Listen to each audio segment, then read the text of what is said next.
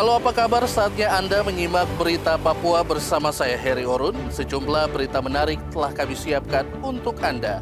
Dan berikut 3 berita utama hari ini.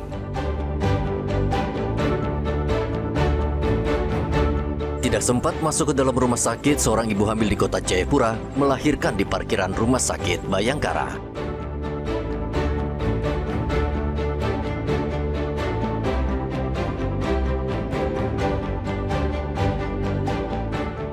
Seorang sopir truk di Merauke tewas dibacok orang tak dikenal.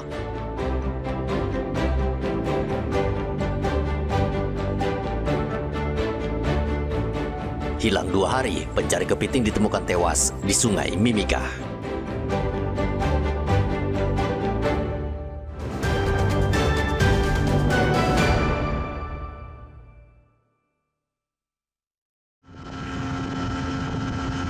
Setelah melakukan pencarian, korban pencari kepiting bakau yang terjatuh dari perahu akhirnya ditemukan meninggal dunia.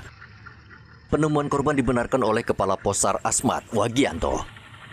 Menurutnya, jenazah korban ditemukan oleh pihak keluarga di distrik Pulau 3, Kampung Onafai. Setelah mendapat informasi tersebut, tim SAR yang tiba di lokasi kejadian langsung bersama keluarga korban melakukan evakuasi jenazah. Selanjutnya, jenazah diserahkan kepada pihak keluarga untuk proses pemakaman. Satu orang ibu atas nama Dortea, 25 tahun, tenggelam setelah terserang epilepsi di atas perahu. Terkait laporan tersebut, kami turunkan 1 tim gabungan yang terdiri dari 3 personil Basarnas, 1 personil TNI Angkatan Laut, dan 1 personil Polair, dan beberapa orang keluarga korban. Tim gabungan melakukan penyisiran dari Omor hingga Kampung Onafai, distrik Pulau 3. Tim melakukan penyisiran. Dalam proses pencarian tersebut, keluarga korban menemukan korban dalam keadaan meninggal dunia dan langsung dibawa ke rumah korban dan langsung dimakamkan oleh keluarga korban. Korban awalnya menggunakan perahu untuk mencari kepiting bakau, namun saat beraktivitas, penyakit epilepsi yang diderita korban diduga kambuh, sehingga korban terjatuh ke sungai dan hilang.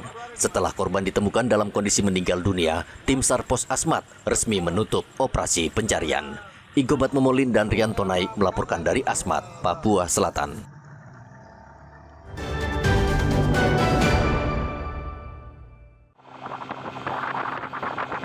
Berbagai musibah yang terjadi belakangan ini di tanah air telah memberikan dampak besar terhadap kehidupan masyarakat. Oleh karena itu, kesiapsiagaan warga dalam menghadapi potensi bencana perlu menjadi prioritas utama, khususnya dalam menyiapkan kebutuhan kedaruratan. Basarnas Merauke terus mengimbau masyarakat untuk senantiasa membekali diri dan keluarga, terutama jika bencana terjadi secara mendadak. Sejumlah perlengkapan dasar perlu disiapkan sebagai langkah antisipasi. Di antaranya kebutuhan darurat yang wajib tersedia yaitu senter atau lampu penerangan, obat-obatan dan perlengkapan P3K, perlengkapan bayi bagi keluarga yang memiliki balita, serta makanan ringan dan air minum. Mereka mempersiapkan logistik seperti makanan, obat-obatan, kemudian juga alat penerangan seperti senter. Kemudian juga mereka juga harus tahu terkait dengan kondisi sekitar, bahwa jika terjadi kejadian atau banjir, mereka sudah bisa memahami itu, di mana dan kapan mereka harus melakukan evakuasi secara mandiri. Basarnas saat ini menyiagakan seluruh perlengkapan darurat di wilayah yang rawan bencana. Muhammad Ridwan dan Rian Tonai melaporkan dari Merauke, Papua Selatan.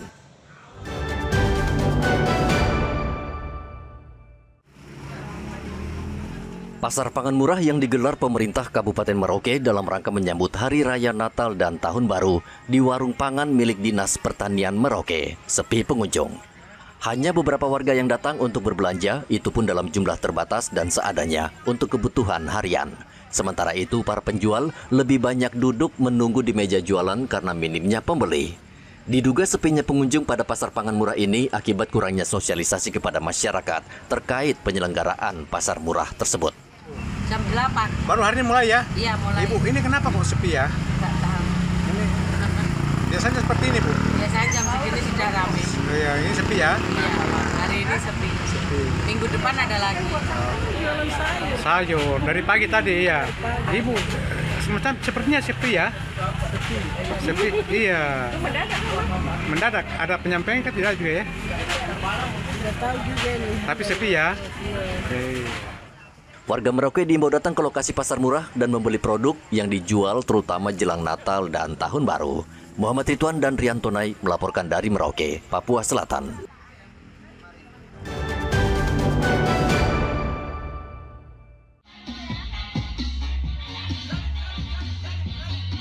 Warga Manokwari, Papua Barat kaget dengan kedatangan Santa Claus. Kemeriahan terjadi ketika anak-anak menerima kado Natal dari Santa Claus. Salah satu organisasi masyarakat sengaja menggelar Santa berbagi kado Natal untuk anak Manokwari untuk memeriahkan Natal. Sahabat Polisi Indonesia itu mendukung toleransi umat beragama dan ikut merayakan setiap ada hari besar keagamaan. Karena itu di antara pengurus sahabat polisi itu tidak ada perbedaan. Suku, ras, agama itu tidak ada. Kami bilangkan di sini. Kami mengedepankan adalah kekeluargaan. Karena itu ada keluarga-keluarga kami yang dari Nasrani. Kami ikut merayakan Hari Raya Natal di tanggal 25 Desember 2025. Mari kita sama-sama menjaga Raya Natal ini 25 Desember 2025 ini bisa berjalan dengan aman dan damai. Kami dari sahabat Polisi Indonesia mengucapkan Selamat Natal 25 Desember 2025 dan menyambut Tahun Baru 1 Januari 2020. Kehadiran Santa Claus sudah menjadi tradisi warga di Papua jelang Natal dan Tahun Baru. Anak-anak di Papua senang karena Santa Claus datang membawa hadiah. Selain membawa hadiah, anak-anak diingatkan agar rajin belajar. Edi dan Rian Tonai melaporkan dari Manokwari, Papua Barat.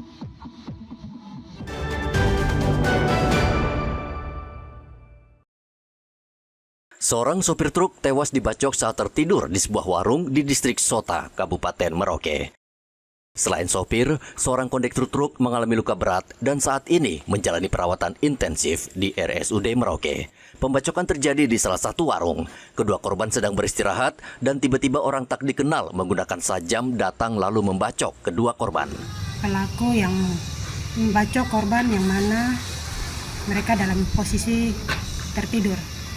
Kemudian setelah melakukan pembacokan, kedua pelaku melarikan diri.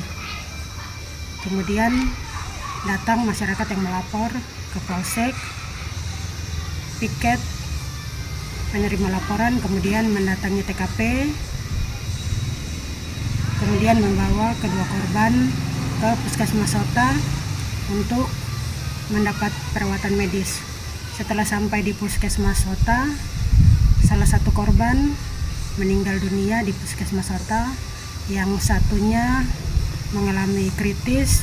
Kemudian dari pihak Puskesmas Sota membawa salah satu korban yang kritis untuk mendapat perawatan lanjutan ke Merauke. Hingga saat ini, polisi masih terus melakukan penyelidikan untuk mengungkap pelaku. Rekaman CCTV di sekitar lokasi kejadian menjadi salah satu petunjuk penting yang membantu proses penyelidikan.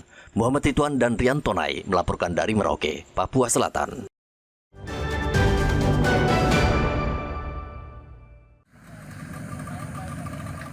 Setelah 7 hari melakukan pencarian dengan menyelusuri Sungai Digul, tim SAR akhirnya menghentikan operasi pencarian terhadap Yulianus, remaja 17 tahun korban tenggelam di Sungai Digul, Kabupaten Bovendigul.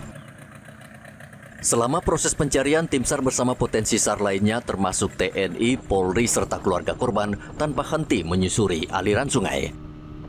Namun hingga memasuki hari ke-7, korban belum berhasil ditemukan, sehingga operasi pencarian secara resmi dihentikan. Tim SAR menegaskan apabila ke depan terdapat informasi atau temuan yang mengarah pada keberadaan korban, maka operasi pencarian akan kembali dilaksanakan. Muhammad Ridwan dan Rian Tonai melaporkan dari Merauke, Papua Selatan.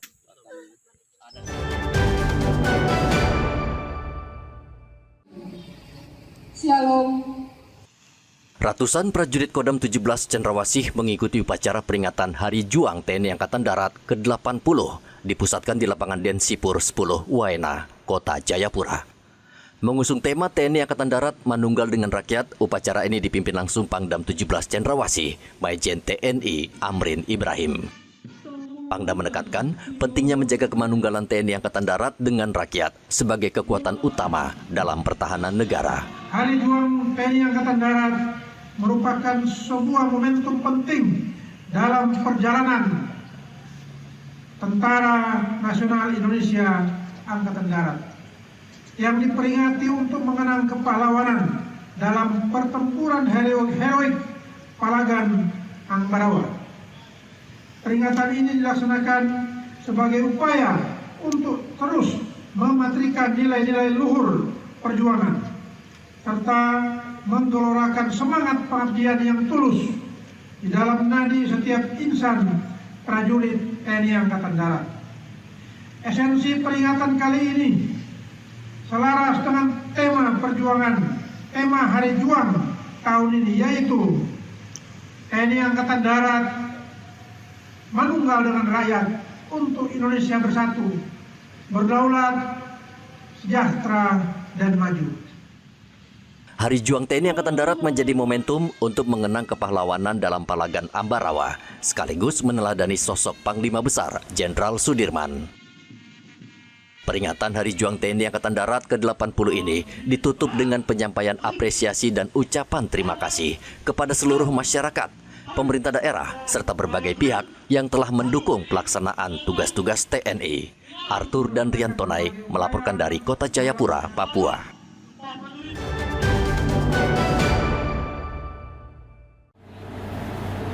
Seorang bidan bersama tim instalasi gawat darurat Rumah Sakit Bayangkara harus berjuang cepat untuk menyelamatkan nyawa seorang ibu dan bayinya yang melahirkan secara mendadak di area parkiran motor rumah sakit.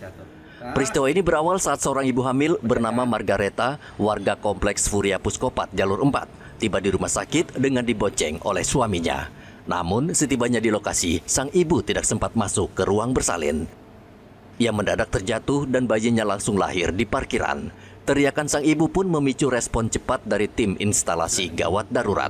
Seorang bidan dengan sigap naik ke atas ranjang dorong yang bergerak cepat menuju IGD sambil melakukan proses persalinan. Bayi yang masih terhubung dengan tali pusat tersebut akhirnya berhasil dilahirkan dengan selamat. Kalau saya sih kebetulan istri saya malam itu ada di IGD juga. Nah, saya keluar ke kendaraan ambil sesuatu.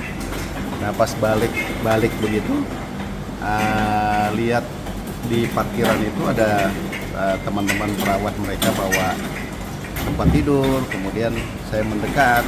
Nah, mendekat itu ternyata melihat ada ibu yang dibonceng oleh suaminya. Kepala Rumah Sakit Bayangkara AKBP Romi Sebastian mengatakan saat ini ibu dan bayi telah menjalani perawatan intensif dan keduanya dalam kondisi sehat.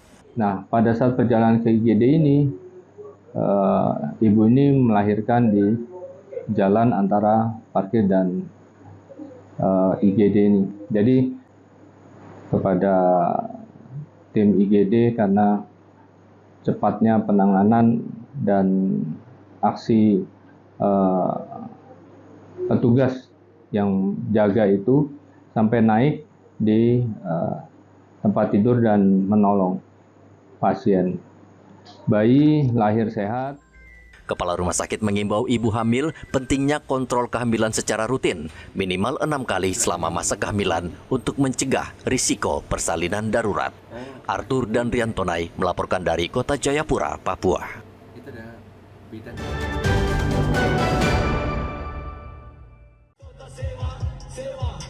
Pesan semangat dan ajakan untuk tetap kuat disampaikan bagi warga Sumatera yang terdampak bencana banjir bandang.